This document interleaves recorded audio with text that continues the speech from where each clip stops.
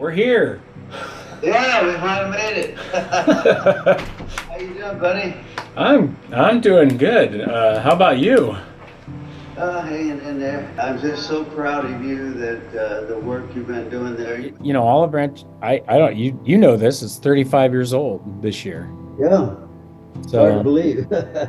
35 years ago, like tell the story of tell the story of why Olive Branch became placed in your heart by the Lord, and what your vision was, and what you saw Olive Branch doing. And December 4th of 1988 was our first night that we met. We met on a Wednesday night or Tuesday night in a home in Norco. And on Sunday, that first Sunday, they had a horse in the backyard. And as I was preaching, the horse stuck his head in the window and I said, "We got a new member." Yeah. And from there, we just moved into the Norco High School. That was a miracle in itself because the school district was closed.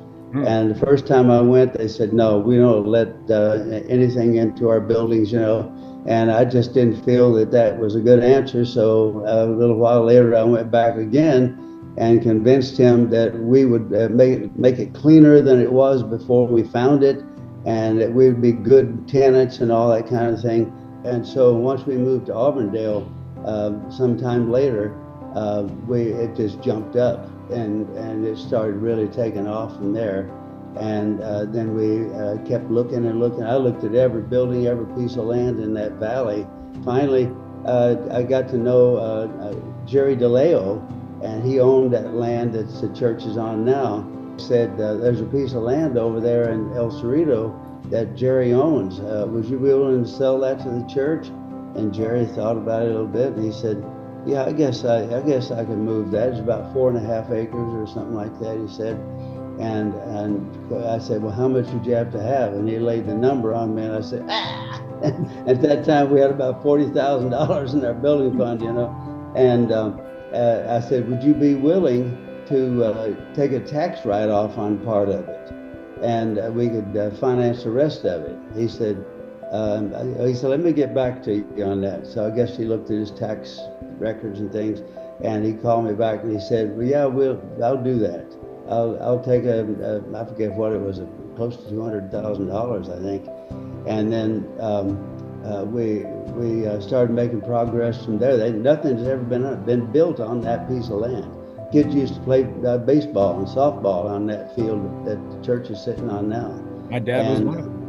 So Then just out of the blue, a man that I knew didn't even go to our church. He was well off and a magnificent, wonderful man.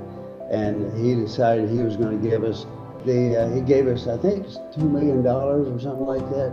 The debt was paid off when we started. Yeah, and remember, I'd made the prediction from the pulpit. I said, "I just feel from the Lord that we're going to be debt-free when this building is built." And it was, and it blew me away, and everybody else, I think. I gotta pop in here. You remember when he was showing us the piece of property that he had found? And we all went, "Huh?" It was the middle of nowhere. It was a dark corner. I mean, it was scary. And we're just praying over that property and just going, okay, hard to believe.